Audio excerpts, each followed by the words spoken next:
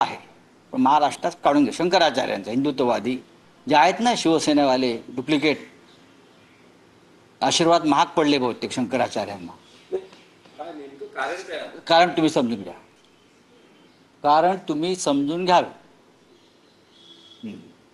Sir, आणखी एक विषय असा होता की जे प्रेझेंटेशन राहुल गांधींनी मतचोरीबाबत केलं, निवडणूक आयोगानेही त्यांना म्हटलेलं आहे की तुम्ही शपथपत्रावर हे सगळे पुरावे द्या. निवडणूक आयोग हा भारतीय जनता पक्षाचा हस्तक आहे, नोकर आहे.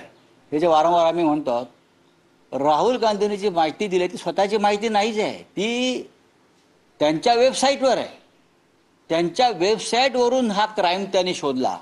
निवडणूक आयोगाची चोरी ही निवडणूक आयोगाच्या वेबसाईटवरून शोधली आहे. शपथपत्र कसलं घेत आहे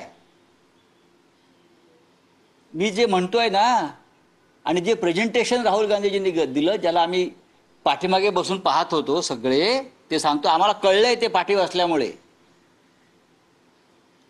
ती संपूर्ण माहिती, लाखो मतांची चोरी कशी झाली हे संपूर्ण पुरावे हे भारतीय चुनाव आयोगाच्या, निवडणूक आयोगाच्या वेबसाईटवरच आहेत. त्याच्यावरूनच त्यांनी 6 महिने राहुल गांधींनी संशोधन करून त्यांच्या टीमने ते काढलेलं आहे. त्यावर फडणवीस असे म्हणतात की मतदान नाही तर राहुल गांधींच्या डोक्यातील चिप चोरीला गेली. बघा, मतदान जे चोरी करून जिंकून येतात त्यांच्या डोक्यात चिप आहे, सडके बटाटे आहेत, की काय आहे हे दिसतंय ना. तुम्ही सरळ मार्गाने जिंकून आलेला नाही आहात हे जेव्हा राहुल गांधी सांगतायत, तेव्हा तुम्हाला त्यांना मेंदू नाही असं म्हणताय. नरेंद्र मोदींना सरेंडर करायला लावलाय राहुल गांधींनी या देशामध्ये.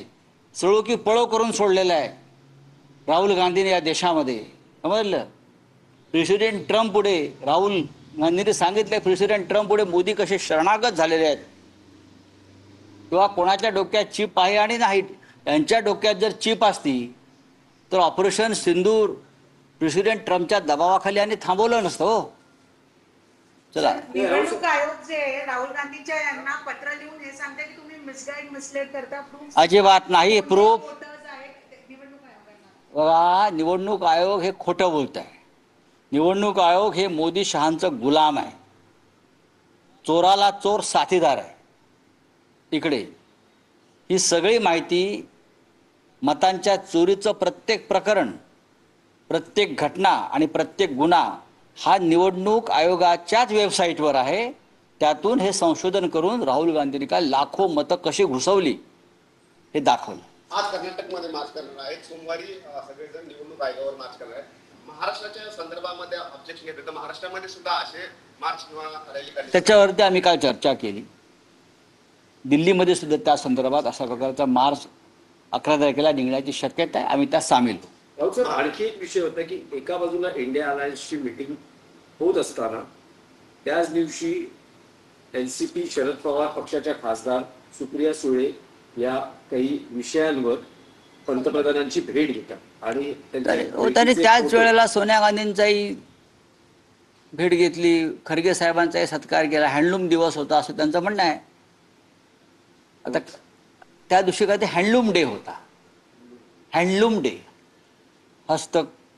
हस्तकौशल्य, काय हस्तमाग, हातमाग असेल. नाही, पण असं होतं अनेकदा की ज्यावेळेस सुप्रिया सुळे आणि पंतप्रधानांची भेट होते, पंतप्रधान आवर्जून शरद पवारांच्या तब्येतीची चौकशी विचारपूस करतात. बघा, शरद पवारांची चौकशी केली असती आवर्जून तर जे शरद पवारांनी नरेंद्र मोदींना त्यांच्या संकट काळामध्ये एवढी मदत केली, त्यांचा पक्ष काढून अजित पवारला दिला नसता. अब हिंदी पे पूछो.